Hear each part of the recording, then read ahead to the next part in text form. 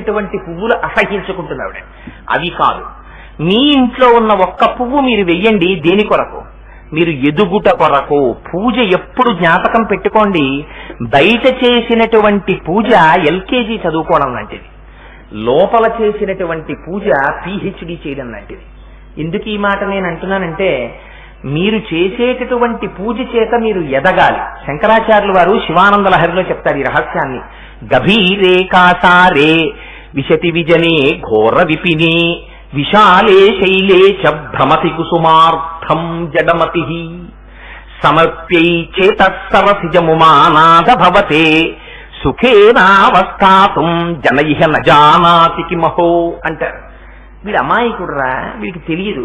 గభీరే కాసారే లోతైన నీళ్లలోకి దిగుతాడు. దిగి ఎందుకురా వెడుతున్నావు? తామర పువ్వులు అట్టుకొస్తాను పూజకంటాడు. విశతి విజనే ఘోర విపినే అరణ్యంలో కెడతాడు.